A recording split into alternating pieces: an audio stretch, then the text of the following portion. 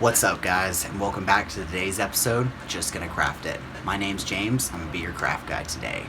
It's been a little bit, and I've been off the craft table, but I've been doing a lot of things working towards a huge project, and one of them has actually led me down this road that I really want to talk about. If you're like me, you're always looking for affordable miniatures that have a good variety, that change up the normal settings of what you would buy from Reaper or WizKids, but I also like them to be affordable and at least good quality. And it's very hard to find that good medium between those two. Typically when you're on Amazon, you can find some of the sets that are $25, $30, and the issues that normally occur with them is they're not to scale. And that can be very frustrating if you spend $30 on miniatures you're not going to use. So I'd like to talk about a company that's actually been coming up, and I've really enjoyed their miniatures, especially looking at their second generation coming out in October. If you'd funded the Kickstarter, you might have it a little bit sooner. But the company I'd like to talk about is actually Wildspire. Wildspire has made this set a little while back ago for Townsfolk. These Townsfolk are a nice variety, and I feel like they're a lot of inspiration to create new characters, especially ones that you stereotypically wouldn't find in your usual town. So I'm going to go ahead and take it to my table. Make sure you stay on after the video, because I'm going to tell you how you might actually be able to win this box that I'm about to show you. That's right, the guys at Wildspire actually hooked me up with an extra box, and I'm going to actually give it to one of my subscribers just for supporting me throughout the startup of this channel. I don't have a lot, but I plan to really start putting out videos in the coming future, so I want to make sure I reward the people that have stuck with me in the beginning and just show a little bit of thanks and appreciation. So without further ado, let's hit this table and show you what's inside this little box. Alright, so we're here with the package. So the package comes in a pretty small box, which is nice because, you know, you're not wasting a lot of material with 18 miniatures. So it comes in this box, and I've already opened this up before just to kind of see, but I'm going to show you guys kind of what it looked like when I first opened the box. So yeah, we're going to pop it open, and the first thing you're going to see is this.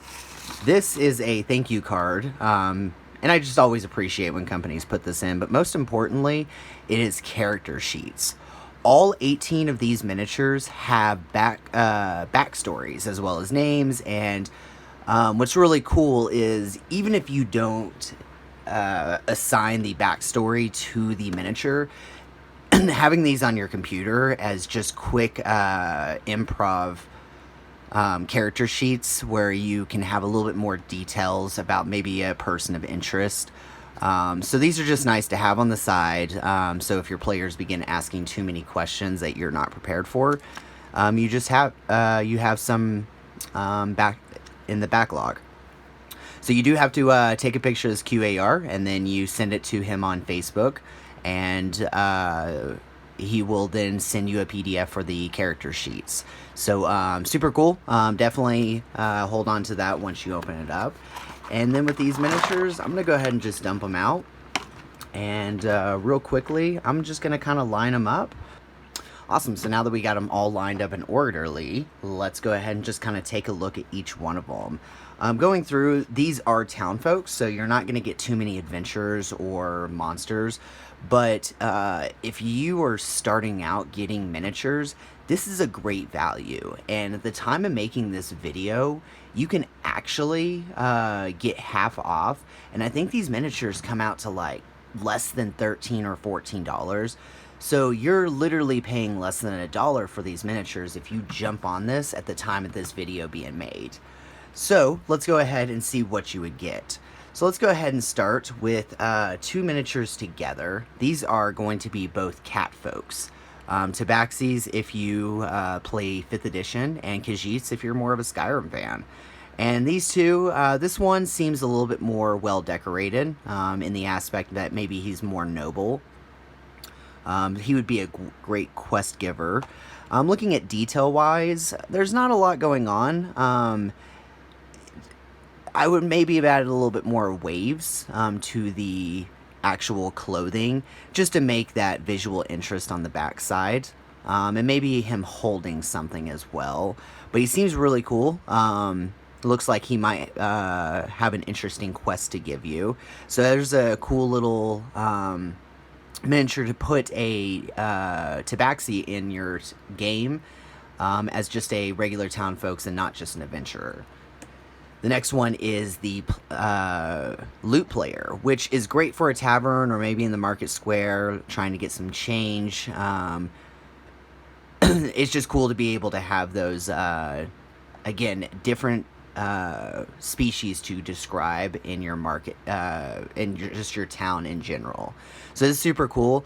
A little bit of things is there's no guitar strings. I kind of would have liked those guitar strings to be there. You can paint them on, but you know, hey, that's just a little bit extra work. And he seems pretty textureless, but you can definitely tell that this is a tabaxi. So I really like her. A lot more details in her clothes. So yeah, this is super cool. I actually really like this these two couples because you don't get too many tabaxis as just regular townsfolks. So super cool to have those now in my collection. So going through, let's go ahead and look at some of the Tavern patrons.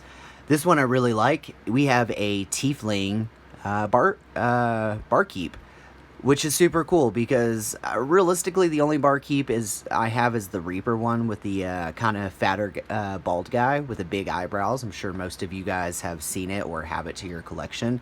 But again, super cool. As we start thinking about more variety in our towns, in my worlds, I like to add tieflings. I like to add different races doing things because why are there adventurers but not just regular town folks? And then what it helps do is it helps create situations where the tiefling's maybe not as stereotyped based off its race. So just that variety, and that's one thing I'm going to say about this whole set, is I just love the variety of putting different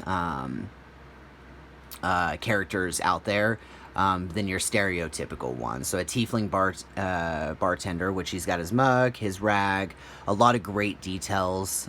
This one's going to be super fun to paint up and put on there. The next one is your baker.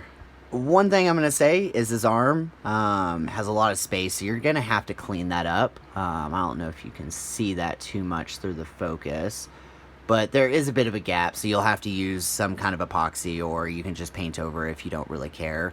But this is kind of fun because he looks angry, like he's chasing at someone, and that's where I'll kind of maybe talk about this one. Maybe he's chasing after this guy. This guy is super funny.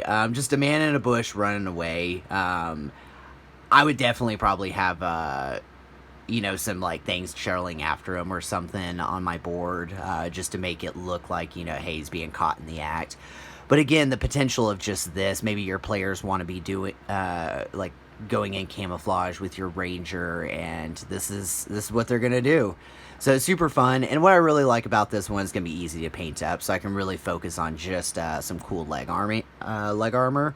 And then, you know, the bush will just be a lot of dry brushing, but I'm very, this is one of those miniatures I was really excited for. I'm going to keep my favorite one to the last miniature and let you guys see that. So right here we have a elf. You can tell by the pointy ears. You can't really see that on the camera, but she has some pointy ears, 2 swords. Some nice covered armor, which I really appreciate just as an option. And it looks like plate armor. And she definitely looks like a noble who's not going to take any crap from anyone. So just one more person to throw out on there. Maybe she's a noble. That gives you a cool quest. But again, just the potential of having the variety of these characters. This one is a serious looking guard. He's got his nice cape on. The cape is kind of flat. I don't really like that. It kind of looks, in my opinion, dumb. But again, you're not really going to be looking at him from the back. He's got his mace with his spiky shoulder armors and that serious, angry look. Maybe he's the guard that... I'm not going to lie, I would probably give him a funny voice and make him, like, way different than his appearance, just to create funny stories. But again, I'll create the stories. I don't really know what these character sheets are. I've downloaded them, but I haven't really read through them. I'm a much more homebrew person, so I'll just make it up as I go and look at these, make the stories as I paint them. Here we have a really funny guy. Look at this, dude. Look at this. I mean, how can you not want this miniature? We have... who knows what his story is? Again, I could look it up, but let's just... he's a book salesman goblin who is shunned from his tribe when he spent way more time reading books than worrying about the loot they found off people. And he's got these cool like steampunk goggles going on with his bedroll and his backpack. I mean, this is a backpacking goblin, but what backpacker doesn't need a friend? And here we have just a pretty plain looking chick. She doesn't have any armor on. Definitely doesn't look like she's very capable other than the sword, but who knows, maybe she's a spellcaster. But I'm just pointing that out because there's not a lot of armor, it's just more clothes. So maybe she's just a youth that's wandered into the wrong area, is like, what is going on here? I am not in Kansas anymore. But yeah, so super cool with her. Maybe these have a story together, maybe they're separate. But just some backpacking travelers that look like they're just passing through the town. Who knows what they've seen? Maybe they have stories to the next town. Again, just adventure, anything that you can give information, just always think about that. Is just like little rumors. It gives incentive to roleplay with the random people that you run into. And with these miniatures, I think that they'll be fun enough that the character's like, I want to get to know one of these. And with the mass variety, I think any individual will find one of these miniatures as something that they're like, I'm interested in that miniature, I want to find out his story, and I want to find out everything, and then that's where you don't have to have that actually prepared, because again, character sheets. Really want to thank Wildspire for just including that. That is just above and beyond the value of these miniatures. So here we have a woman with her hands on her hips. I'm not gonna lie, I literally think I'm gonna paint her up like Daphne from Scooby-Doo. She's got the nice dress, not really a lot of armor, who knows. Maybe she's the owner's wife, as she looks on, judging you, making sure you're not stealing anything, or whatever you want it to be. Here we have a town guard. Pretty plain. Nothing too crazy. I wouldn't actually make this as maybe my head town guard. I'd probably use a much more detailed. But again, just having variety of guards throughout the town, showing that some are maybe more skilled and armored up than others. This is just his day job. He's not really... he hopes that nothing's going to happen. Maybe, he has to beat up someone at the tavern. But it looks like he's ready to go, though. He's got the sword drawn, and I've noticed he doesn't have a sheath for it. Come on. No sheath? Okay. I mean, this sword should have at least one sheath. Me as a painter, I do always look for things like that and appreciate it. So here we have... I don't even want to say guard. This looks like a foreign traveler. Not just his cape, which I will point out, the cape is not smooth. He's actually added more texture, which again, you can just kind of see that difference, which one looks way more visually interesting. But it's his hat. He's got a beret on, which is kind of cool. An elite soldier, maybe he needs some assistance from someone more capable than just the people that are walking around. Maybe he doesn't even think he needs assistance. Maybe he's a cocky guy that you meet that's going after the same thing you guys are, and is just going to be like, oh, well, you guys need 5 of you? Huh. Well, I am the great Fidel, and I will take the treasure and bring it back and gain the fame, and you will be envious of my skills and know the name Fidel.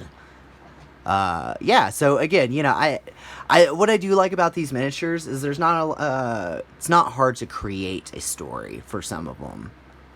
This one, it's just a scholar. If you have a church situation, this is nice to have, just in your arsenal. And he's just reading a book. The book pages are big enough that I feel like I could come in and make some scribbles and have fun with the pages on the book. So I do like that. So as a cool option. Again, it is a little inconsistent with the clothing. As you can see, this longer cloth has way more details on this left side than the one on the right, other than this small fold. But again, these are, for the price, these miniatures are amazing. I wouldn't even complain about the details, because again, for $15, most of the miniatures that you get online, they're not going to be like this. They're going to be out of scale. They're not going to be miniatures for D&D worth buying.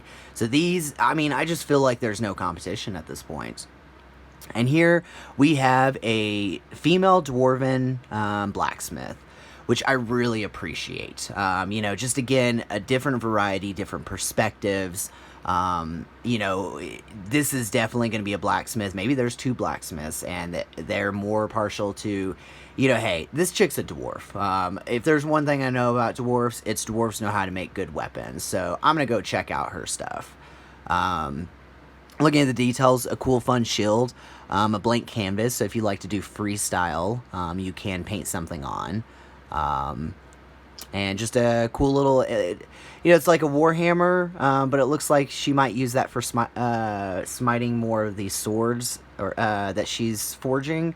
But if anybody starts popping, or if anything starts popping off, she's ready. Don't try looting her store is basically what I'm saying. But fun little details, enough to just not overwhelm you, but tackle it pretty quickly. So now we're starting to get into some of my more favorite ones. Check out this halfling. She's got this. She's got the mohawk that's swooshed over. She's got the beer mug. What a cool little halfling. If I was in the bar and I saw this one, I'd be like, I want to know who this chick is and what she's seen, because that hairdo. I'm not gonna lie, this hairdo is probably the coolest thing about this miniature. And that just makes me really excited to paint her up and put her on the table and see what my players think. And now we have this guy. What a creepy dude.